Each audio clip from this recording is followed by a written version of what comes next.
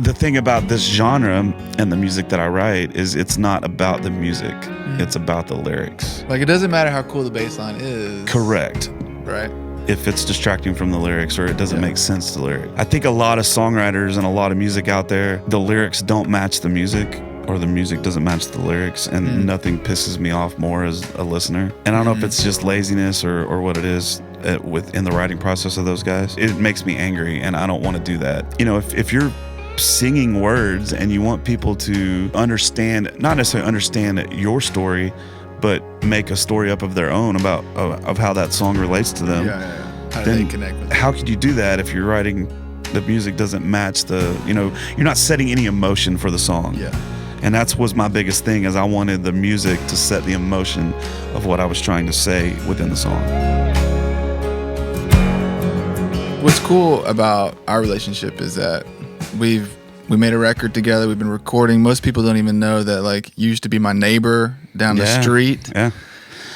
Actually met through AJ. Okay, so I was trying to remember where we started. I couldn't remember if it was like you found out that I had a studio in the house, or I guess it was AJ. Yeah, AJ cut what song was the it? Darla project. Right. Yeah, the Dear Darla project. Okay. Dear AJ's Darla, on is that what set it was? here, yeah. Yeah, AJ's here. Dear Darla project, he did it, and if you can make AJ sound good, dude, I was like, it's like, I'm in, bro. I'm in. No, I'm just kidding. No, I dug the way it was, and him and I talked about his studio experience with you and how kind of laid back it was, and he was like, "It's on your street." Yeah, and then he's like, "It's right," because I think the way I found out is I saw him pulling down my street. Okay. Right? Wasn't that what it was, AJ? Yeah. Yeah, he's pulling down my street, and he stopped and I was like, "What are you doing out here?" And he told me that he was recording with you, and then I heard the stuff, and I immediately hit you up. I think, right after that, and we started working on all kinds. We've done all kinds of stuff. We've done so much stuff. There's so much stuff we haven't released that is recorded in here. Yeah, and I want to circle back to that because there's a reason that the most recent project came together the way it did, and nothing before that pretty much. It just wasn't the right time. It wasn't your sound. It wasn't, going through to discover all that kind of stuff. So I want to get into that, but like, how did you take people back that don't know about you and your music right now? Like, how did you get to this point, and give people like a background of you as a musician and as a songwriter? So I started out writing at an early age. I started playing when I was probably 15, 16, and I started writing, and but it was crap. I had no idea what I was doing on the guitar, you know? Mm-hmm. I had no idea what the chords were. I'd make a shape and make a sound and write a song from it. And so I got a lot of really cool, weird stuff. You were thinking immediately, like, I want to sing too, like, right. Well, I didn't actually get into singing until I did a musical in high school. I did Into the Woods, and I got cast. Well, I didn't get cast the lead. The lead had an issue and couldn't go up. So 2 weeks before I got it, and it was a musical, and had to learn the show and sing, and I didn't even know I could sing before then. And and so I sang for that, and I was like, all right. So then I started a band, and we started playing some stuff and writing some songs, and we got some really cool shows. But all I did was originals, you know, and I've kind of those cover guys, man. You know, you kind of snuffed up at those guys. Yeah, sure. And all I did was write before going into the cover stuff, you know. And little did I know, doing the cover stuff is probably the best thing that's ever happened to me as far as career wise, because I built this crazy following from playing other people's songs, you know. And but also you get, if you just write your own stuff and you don't learn how to play other people's stuff, I don't think you're ever going to be the musician you can be. Do you think that's a part of how you found your sound? Is 100%. Learning other people's stuff? Yeah. I mean, that, not just that, but just being able, you know, if all you do is write your own stuff and you don't go down different avenues musically, especially like on guitar, then you're going to just be you're putting yourself in a box. Yeah. You're only what you know, as opposed to if you learn 2,000 songs, 3,000 songs like I know, then you have this whole repertoire of stuff on guitar when you write. Yeah. And so you can make things happen a lot easier. So you're in the cover scene. You were in that scene, and that's kind of how it Yeah. So you kind of explain it like you have maybe like a love-hate relationship with that, because Oh, we were for talking about it sure. earlier, like, you know, you could be just playing in the background and not people not even really care, but at the same time there's value in going through that process maybe, or like, Right. I mean, how do you feel about that? there are musicians in this town that are happy being background music, and not to knock them in any way. Some of my best friends do that, and they play places that they're just background, and no one remembers their show. They're just background musicians, but they make a good living doing it, and they're happy doing that. They're, some of them are a little bit more introverts than me. I'm definitely not that. I've never ever been a background show.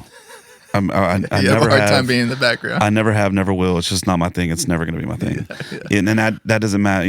If I'm playing an original show or if I'm playing a cover show, and someone's on their phone in front of me, they're going to get made fun of. Or you got your phone on you all day long. Why do you? If you're out in a social environment, why you need to be on your phone? Put your phone down.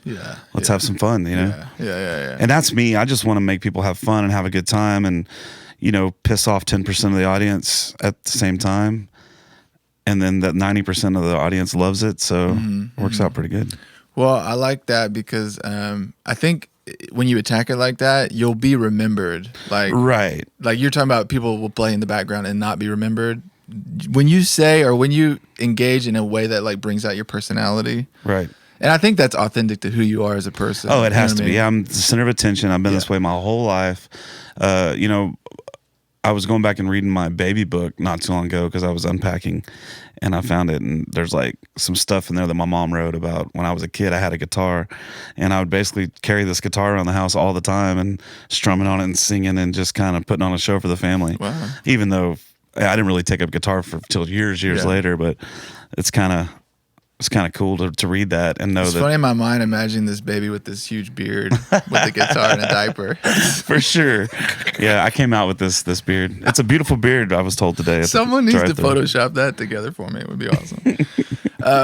Talk about some of your earliest influences. I mean, we're kind of talking earlier how your genre is singer-songwriter, and there could be country influences and stuff, but like, what did it start out like? Yeah. So, I mean, I was raised on country, on definite country, Conway Twitty and Merle Haggard and Waylon Jennings and those guys, Vince Gill. That's what I was raised on. That's what my mom loved. That's what, I was raised as a country boy in the woods, working cows, and my stepdad was a logger, and we'd go help him on the, during the summertime. And so you're kind of raised doing all that stuff. So I was definitely raised country. And then around 14 or 15, I guess, is when I discovered electric guitar and marijuana, and the combination was Pearl Jam and Bush, and I was never really a Nirvana fan, but I have a lot of respect for what the they earliest did. stuff that I remember you showing me was like rock stuff, like and that's the way that's where I went for sure. Got into the theater real bad in high school. Not bad, but real big in high school, and theater dorks, and started listening to some metal, and people turned me on to like Pantera and Sepultura and that sort of stuff.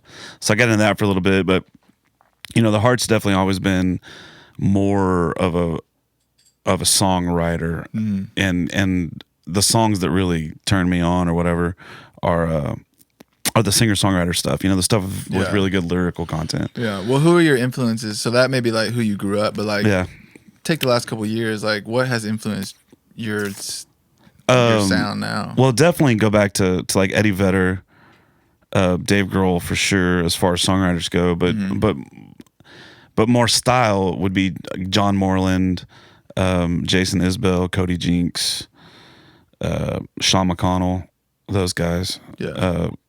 Ryan Adams is a big one. Damian Rice, those cats. Just everything about their words just blow me away, and I try every day to get to that level of songwriting. I don't think I ever will, but it's fun. It's a fun challenge. Yeah. Well, recently you had a huge accomplishment, playing live, selling out the CD release show. Yeah. That was really cool, man.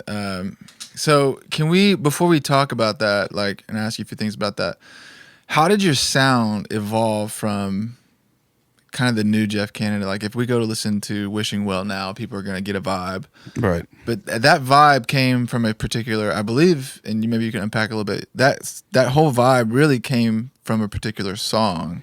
Right. That came together. Yeah. I mean, some of the songs on the record, two of the songs are old, like Backseat Rendezvous and Memories in a Shoebox. They're old, but we kind of moved them over to this genre, really. But when my mom passed away in 2018 of cancer, I knew that I had to write, and I haven't written a song in 10 years. Just, when you play 300 shows a year and you're on stage for 4 hours a night, the last thing you want to do is come home. I kind of forgot that part of your story. Like, there was a long period where you didn't write a song. Right, I didn't write at all. Yeah. And so you just don't want to pick up your guitar. You want to get home and you want to play some video games or smoke some weed or what anything but music, And even I stopped listening to music. I didn't even listen to it. Like, I listened to podcasts and sports radio, and probably why I got so political there for a while, because I was listening to AM radio because I didn't want to listen to music. But I was also, that was before I discovered unlimited streaming and that sort of stuff. But definitely Needle and Thread was the one that got everything started on this trajectory. And so when she passed away, I knew I had to write her song, so I went over to her house. And me and my brothers went over and cleaned out her house, and I got all that old CD collection, the stuff I grew up listening to, and I put that in and just listened to it for hours and hours and hours, especially Merle Haggard. You just listen to that, and I just kind of fell in love with that whole thing, And my mom loved 70s, 80s, 90s country music. That's what she loved. So I was like, all right, I'm gonna write this song, and I wanted to have that feeling to it. And so I sat down, and and it was weird because that's whenever 2018 is probably one of the worst years of my life. I had a failed business thing happen with a bar in town, I cheated on my wife at the time, and it was just a overall bad year, And then my mom passed away, of course. But my mom passing away is probably what started triggering the whole downfall of everything, because I just went into like a self-destructive mode, kind of. But on the flip side, I got a lot of good songwriting out of it, out of that year.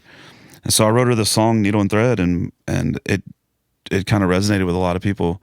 And so I thought, screw it, let's just write a whole record in that vein. And that's what we did. You actually will write every day, or most days, I guess? There for a long time, I was very, very disciplined when we were writing the record. I mean, I don't know how many songs we wrote, 50-something songs or something. It was crazy. And I think there's probably 7 or 8 or 10 or something that we have recorded or a lot of it recorded that didn't even see the light of day. Yeah. Yet. Well, I was thinking, like, when you wrote that first song, it probably right. So John led to writing all. So John Mayer, I followed John Mayer on Instagram, and he wrote this post one day about 10 things that he does every day, and so I kind of came up with my own 10 things that I do every day. I don't remember all of them, but one thing I started doing was for 1 hour a day, every day, no matter what, I listen to music that I've never heard before. All genres, everything. And then not only listen to it, like really dive into it. With Apple Music, it's cool because you can pull up the lyrics while you're listening to it. I wish Spotify would do that, but they don't have that done yet. But on Apple Music, and so I would dive into lyrics, not just listen to the song, but actually dissect it and look at the songwriting. And I would do that for 1 hour a day, every day. And then couldn't tell you who I was listening to. It could be anybody. And then for 30 minutes a day after that, I would write lyrics in silence. So no music, just complete silence, and kind of have a melody in my head, or not really a melody in my head, a time signature in my head, but not necessarily notes. And so and then and I would get to the point where I felt like I had a song, and then I would pull the guitar out and try to work it into melody, chords and stuff, and match the and that's what cool. That's what changed my life, because my writing process before that was completely different. My writing process before that was I would pull the guitar out, I'd come up with a cool little riff. I think tell me if this happens, but like you end up just kind of you doing the same thing because you probably know the same chords, and like you probably just end up creating a lot of the same vibe. So when you're writing first and you're thinking about a story or you're thinking about lyrics, it probably can lead you in a bunch of different ways that you didn't even expect. Right, it can. And then whenever you sit down with really good musicians like Philip and Gabe and Andy and Jeremy, you sit down with those guys and then they can take your 3-chord, what you came up with, and, or even with you, you know, there's been a lot of times in the studio. Well, I mean, we'd fight about it, but there'd be a lot of times in the studio where we're like, well, let's change this to this. We don't fight, Joe. Let's change, you know, we've had a few heated discussions, I think, in the studio. Sure.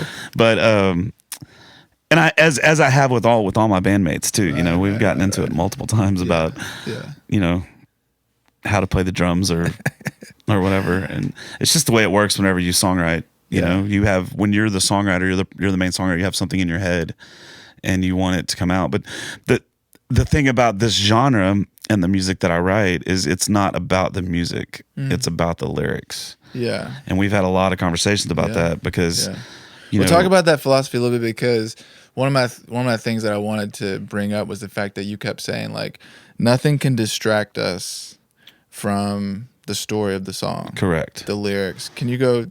Yeah, like, where did that come from? If the music does not accentuate the, like, it doesn't matter how cool the bass line is. Correct. Right. If it's distracting from the lyrics or it doesn't make sense to lyrics. And we got a lot of really cool stuff because of that, I think, because the musicians in the studio started thinking about that as opposed to, you know, what I think a lot of songwriters and a lot of music out there, the lyrics don't match the music, or the music doesn't match the lyrics, and nothing pisses me off more as a listener. And I don't know if it's just laziness or what it is within the writing process of those guys. But it makes me angry, and I don't want to do that. You know, there's nothing more annoying. Like, you know, take is it Simple Man? One of the Leonard Skinner songs, and like, the ride cymbal in that song is just nonstop, and it doesn't stop. And once you hear it, you can't unhear it. And so all you hear is ding, ding, ding, ding, ding, the whole song, and you can't even. You do hate cymbals so much. And you can't even. It's not that I hate cymbals. I just hate things that distract from the message of the song. Yeah. You know, I think if you're going to get overly complicated in the composition, then just do instrumental stuff, you know? Yeah. There's a lot of really cool guys that are doing, like Steve Vai and Joe Satriani. You know, those guys don't need lyrics, you know? They do a lot of really cool stuff with their instruments, and I have a lot of respect for that. But, you know, if you're singing words and you want people to understand, not necessarily understand your story, but make a story up of their own about of how that song relates to them. How do they connect with it? How could you do that if you're writing, the music doesn't match the, you know, you're not setting any emotion for the song. Yeah. And was my biggest thing, is I wanted the music to set the emotion of what I was trying to say within the song. Yeah. And that's how I write from now on. And I think it takes time, like going through the process of being in the studio, working with the producer. For sure. Because you kept saying to me, like, I don't care, you're the producer. But it's like, what came to, what I learned through that process was you do have a clear vision. And it's like you just owning that vision of, like, hey, this is the direction we're going, and anything that doesn't go this direction, right, we got to cut out. But a lot of things I don't care. Like, I legit don't care what the drummer does if it's not distracting from the story. You know, if he's having fun, if he's got a cool little lick he wants to do, same thing with a guitar player, bass player, whatever, as long as it's not distracting. So on a lot of those things, whenever I say I don't care, I really don't care, because what you're talking about to me, you know, does not affect the story. You know, there's one part in a song, I don't remember what song it was. You'll have to ask Philip, he'll remember better. But there's one thing in the studio that we did, and we went down to like an E minor or something, and I wasn't gonna argue with you. I was like, it's pointless. There's no reason to do it. But listen, you're the producer. Let's do it. You'll be happy. It's, you know what I mean. It's like a give and take thing. It's not distracting from the song. I don't understand why we're doing it, but okay, fine. But then when we're doing rehearsals for the release party, I'm like, no, fuck that. We're not doing that. Don't even do that. Just, it doesn't make any sense. Change what Josh suggested. It's it's on the record. we did it. But the thing is, another huge problem with me is I write these songs and I immediately start playing these songs live. Like as soon as I write a song that day, I'm playing it live. Is that how you know whether it's kind of decent or not? Because whether you can tell people connect with it. Yeah, and I can work it out. There's a lot of times where I'll play it live for a week or 2 weeks, and I'm like, this song really needs a bridge, and I'll add a bridge, or this third verse does not need to be here, or maybe this song's too long, or you go down the list on why. But you can work out the song more when you play it live. But the problem with that when you get in the studio or when you get in rehearsals with bands and they start wanting to change stuff is you've already developed this muscle memory of how you're playing it and the lyrical content in your head and the way you memorize the lyrics is through it's weird how it all so when someone's saying, hey, change this chord, it's not as easy as just changing the chord. Correct. So that's like a big deal to me too, and I want to make sure that I keep that part of the song, because if I don't, then I'm going to totally screw it up live. Yeah. Which I think that actually happened a couple times at the release party.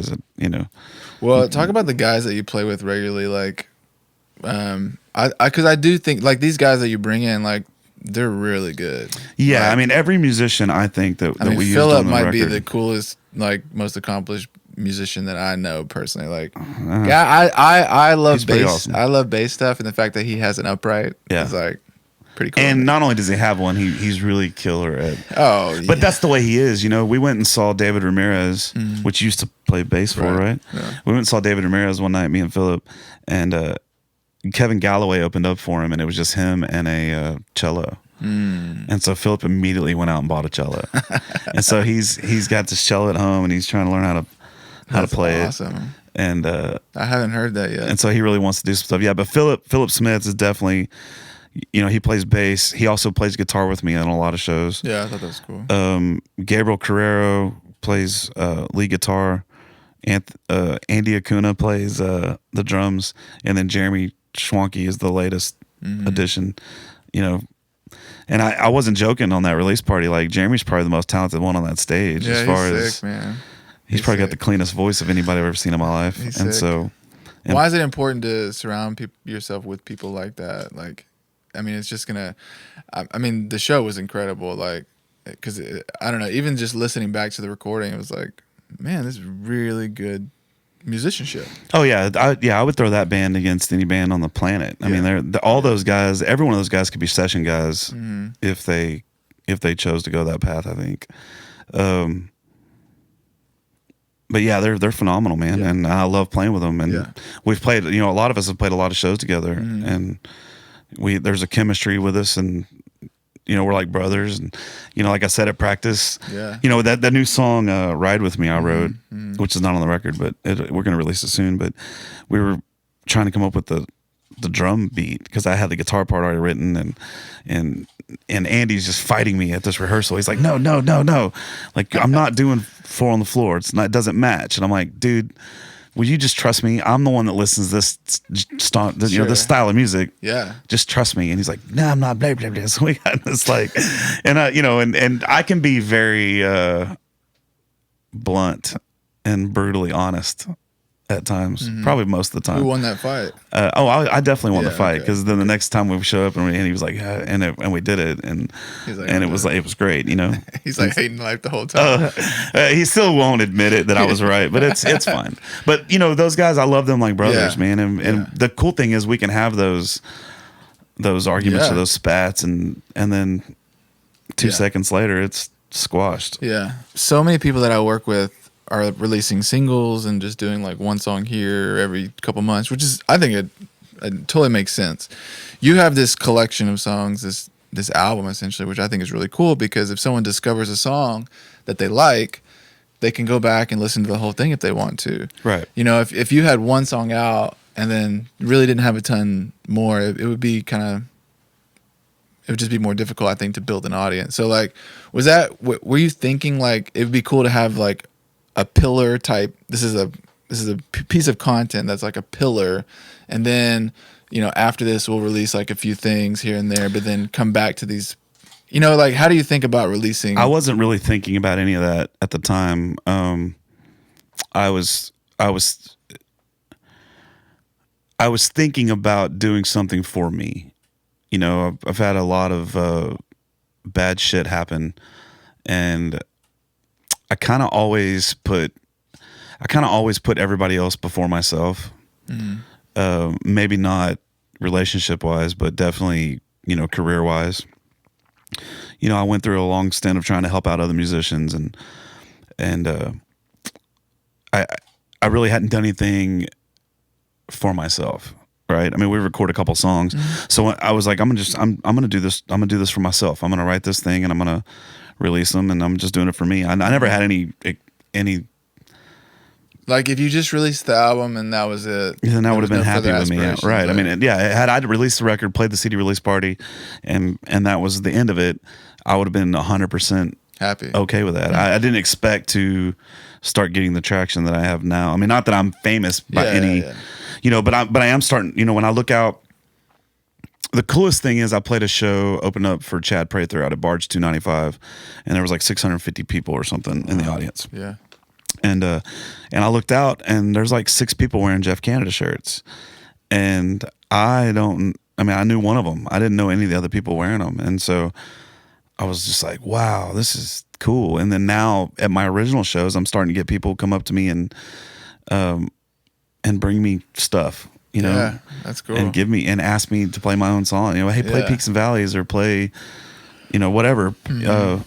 Play Monsters or whatever song. And man, that's such a cool. Or you look out and, you know, they may be your friend, but you actually have a friend, or you have people like lipping, you know, the words to your songs. And it's such a cool experience, man. And so hopefully that it keeps going. I don't know. Well, I was gonna think like, where do you go from here? Like, what does 2021 look like? So I hired a manager. I say hired, he's doing it for free, but partnership. He's one of my best friends. He's got a lot of stuff already done, and we're trying to set up all the groundwork right now. Having trouble with email addresses and that sort of stuff. Yeah. But we got a lot of video content, and so we're going to start trying to get out on the road. And the goal is by May, June, or July to be playing out of town shows on a semi-regular basis. And then eventually, what I would like to do is, you know, I'll probably stay pretty much here in Texas or connecting states. And just hit the road, you know, maybe leave Wednesday through Sunday and then come home and recharge or whatever. But I'm ready to go. I'm ready to hit the road. I'm ready to see what happens, man. I want to roll into Tulsa, Oklahoma and see if anybody knows me. Dude. You did tell me that. You're like, if I play a show in Tulsa and 10 people come, or 30, maybe you said 30 people come, that will be, and they know who I am, then you're that's like, I can die happy, baby. Yeah, then I'm really content with anything that happens. I mean, I don't think I'll ever be able to top the Do-Si Do experience. That was such a cool show. You know, it was first of all, Do-Si Do is probably the best sounding room in Texas, and a lot of big name acts love playing there. And the fact that they let me come in as an unknown, you know, nobody, and then the fact that I sold it out. It's crazy. I play 6 nights a week in the Houston area. Yeah. And people paid $15 to come see me play when they come see me 6 nights a week for free. So I think part of that has to do with the music, but not that much. I think it's more of just kind of speaks to me not burning bridges or I love that. That show was really cool. One thing I was going to ask you about is, we were joking earlier about how like nowadays like people are so addicted to their phones, and like just even live experiences like can just be so distracted from the artist or whatever. But like I think about it in regards to attention. Like we're everybody demands our attention, but like I'm thinking through like the people that I work with. You may be like the next step from all of my beginners that I work with, but like how do you think about attention? Because like we talked about you posting a lot of stuff on Instagram, just sharing your stories, but like have you thought through like that? Like how do you get into people's attention as an artist, you know? Are you still trying to figure that out? I mean, that's a tough one, you know? I mean, sometimes it's a good dick joke. Sometimes it's a good fart noise. Sometimes it's changing the lyrics to one of their favorite songs, and they're like, did he just say what I think he said? Or I think there's a million different ways you got to get people's attention. I think as a society, we're addicted. It's funny. I was thinking about this the other day. It's funny because as a musician, you want people to pay attention to you, and you want people to follow you, and you want people to, see what's going on with you. Yeah. But on the flip side, you want people to get out and live their lives and experience their life, and I don't understand how anybody can be on their phone 24/7, paying attention to what everybody else is doing. Like, put down your phone and go out and go fishing with your kids, or listen to some music, but people get so involved in everything else except their own lives.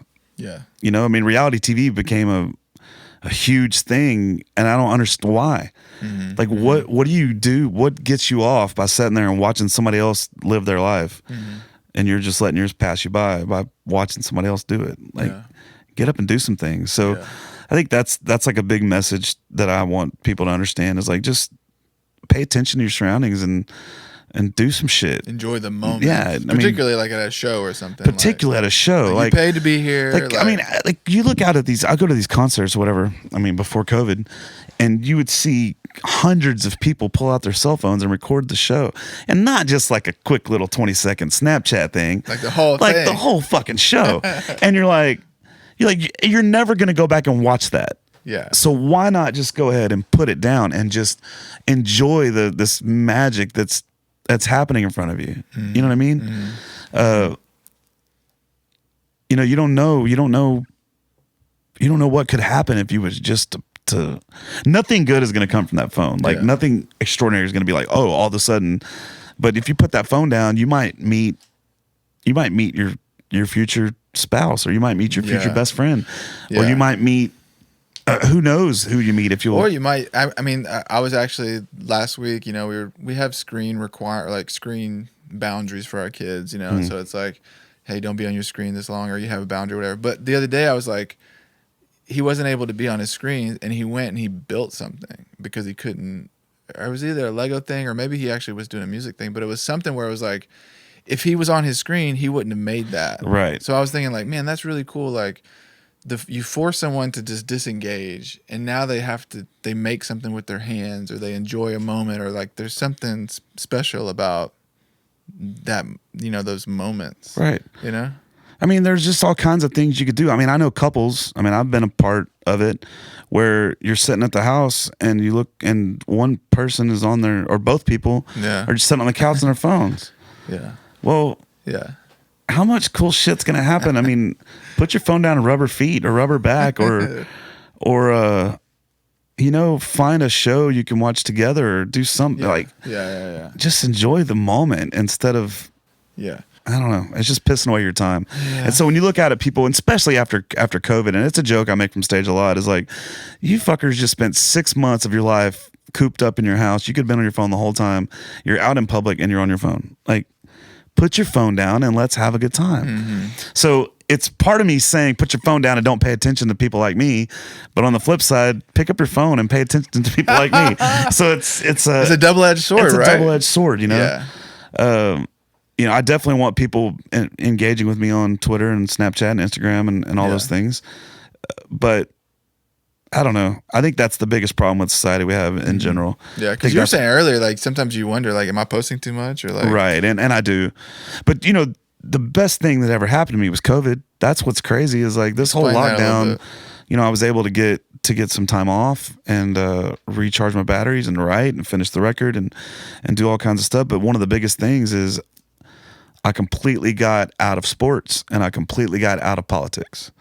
And I didn't get out of sports because of the whole politics thing. I got out of sports because I was out of work for 10 weeks. Because the Astros cheated.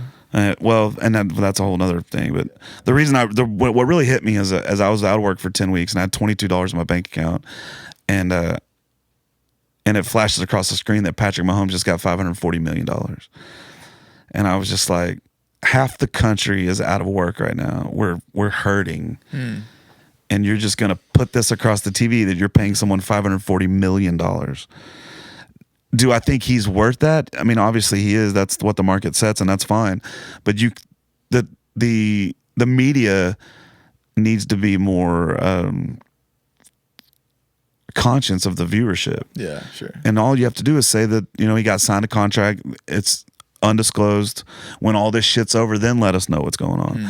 And so I immediately was like, you know what? I'm done. I've spent thousands and thousands of dollars going to games and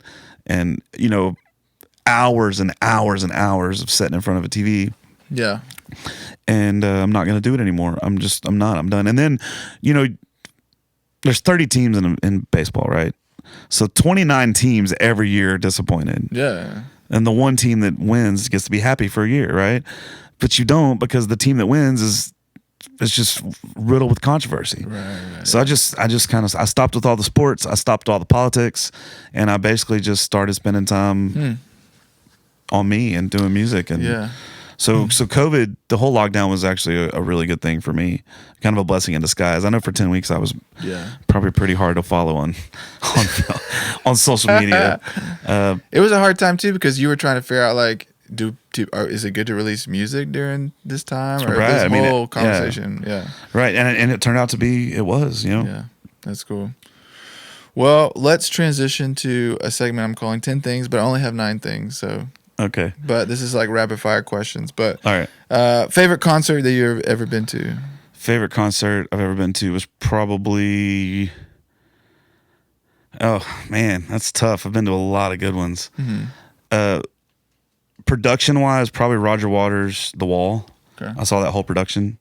The coolest concert I've ever been to was probably, no doubt, Goo Goo Dolls and Bush. Ooh. I think I was a freshman. I was on front row. Yeah. And back then, Bush was one of my favorite. Oh, yeah. And then Gwen Stefani up that close is wow. So yeah. That's crazy. Favorite song from another artist that you can't stop listening to? Like Break My Heart Sweetly, John Moreland. It's probably either that or Goddamn Lonely Love by Jason Isbell. Okay. Acoustic guitar of choice. I guess you could literally say like Taylor versus Martin, but yeah, I play a Taylor 818. My dream guitar is a Gibson J45, but a 70s dope model. Distribution platform of choice. So I use Smith Music Group. Okay. I don't use TuneCore or any of that stuff. Does that do the same thing? Or? No, Smith Music Group is they're out of Fort Worth, but they have a lot of Nashville ties. Okay. But it's not like it's what the attracted next, you to that? Well, it's the next step. It's the next level. They're like real distribution guys. They're not just TuneCore and CD Baby and those DistroKid. Yeah. It's like shopping online at Best Buy, right? Okay. As opposed to someone actually taking you to a store and showing you stuff. Cool. So that's the difference. They really push your stuff. I'll have to look into that. I hadn't heard of that. Drink of choice. Jameson. Okay.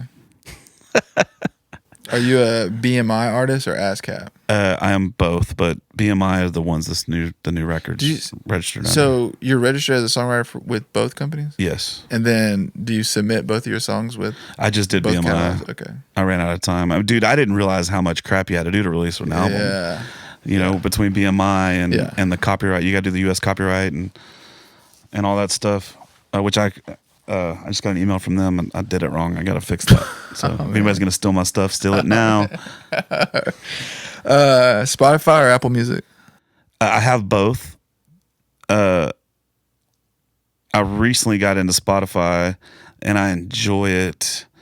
I think that Spotify has more stuff as far as unreleased stuff or B-sides and or exclusive content than Apple. But Apple Music, to me, it's a little bit easier to find new stuff. Okay. In my opinion, because they're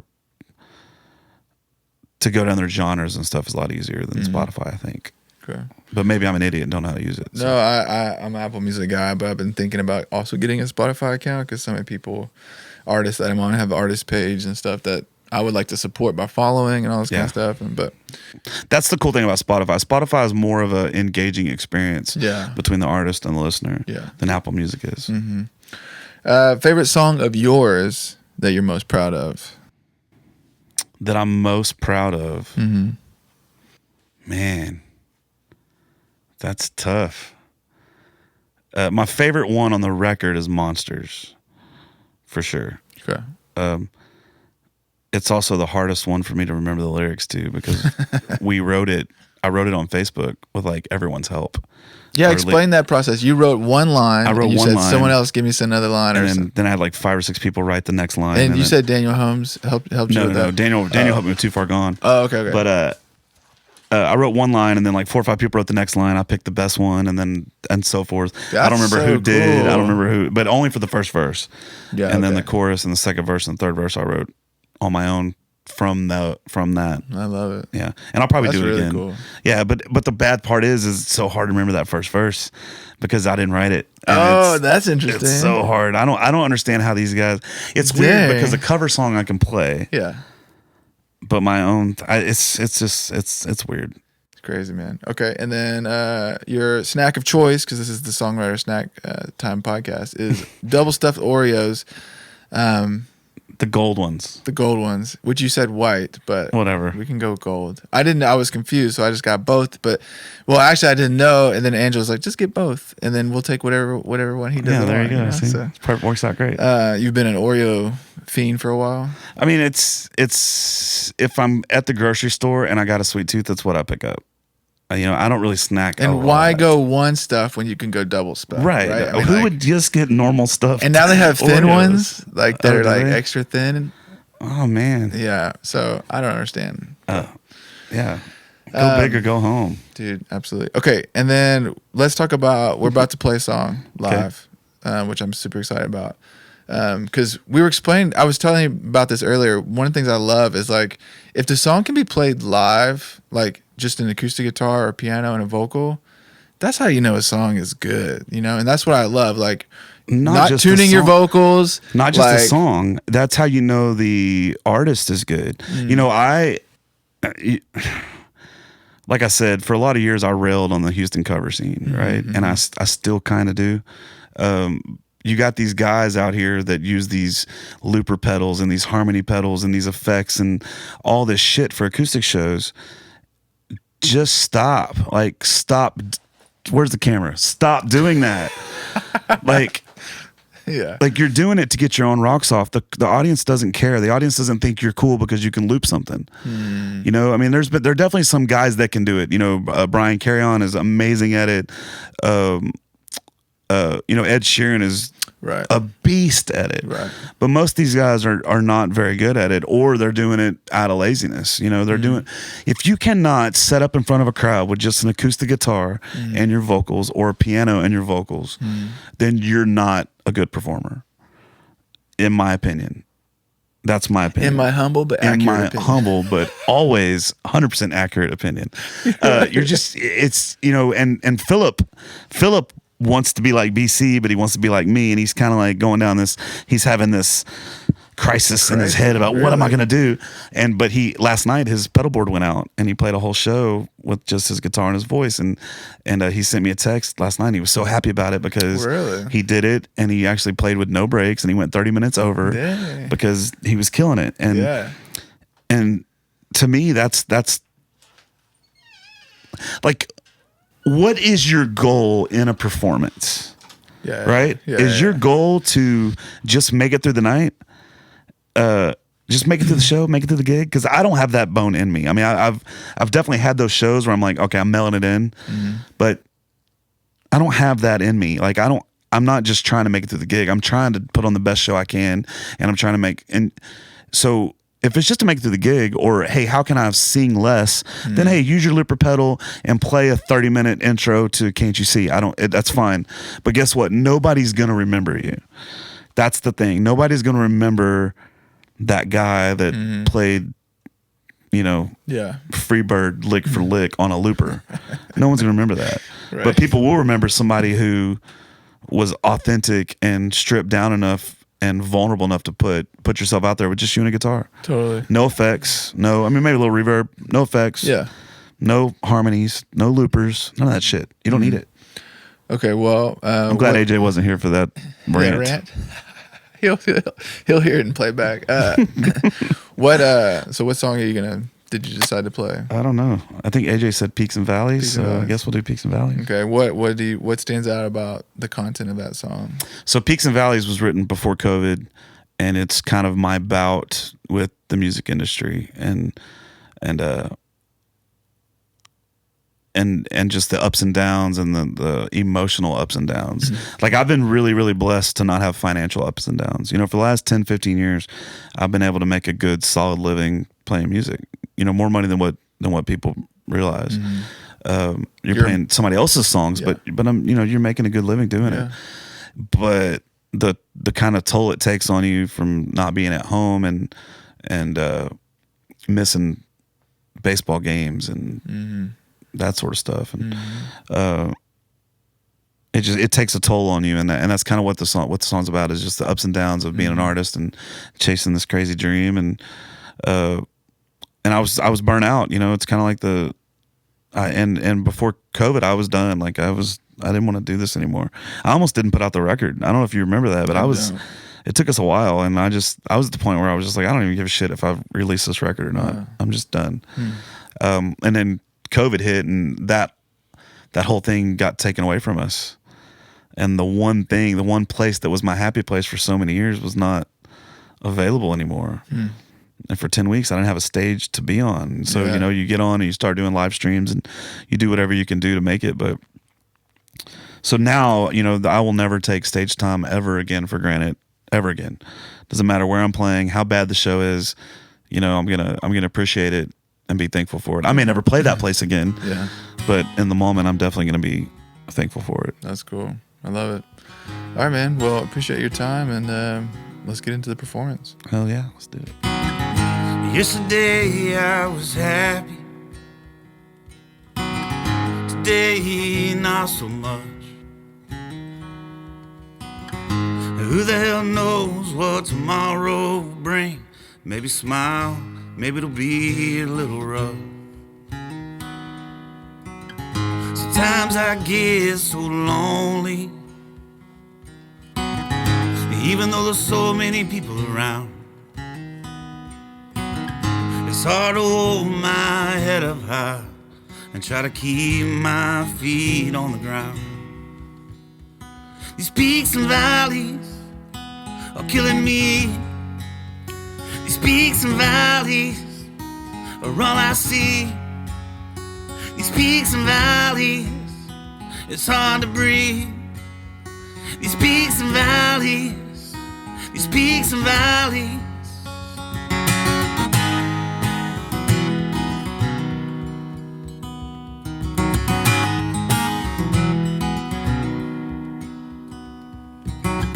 I try to hold it all together.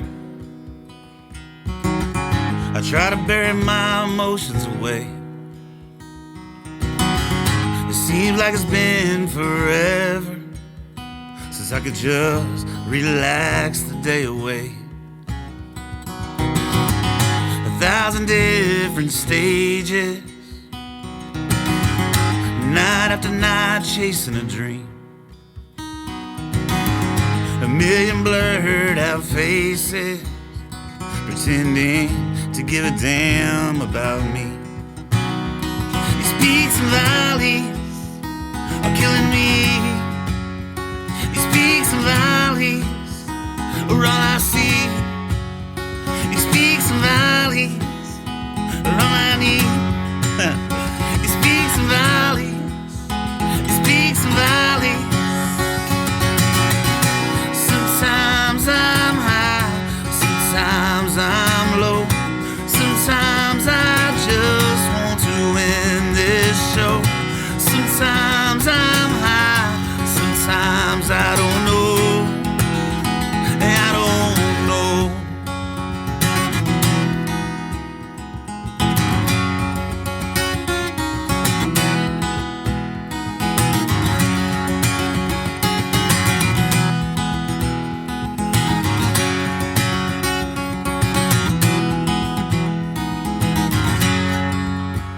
These peaks and valleys are killing me. These peaks and valleys, it's hard to breathe. These peaks and valleys are all I see. These peaks and valleys, these peaks and valleys, these peaks and valleys are killing me.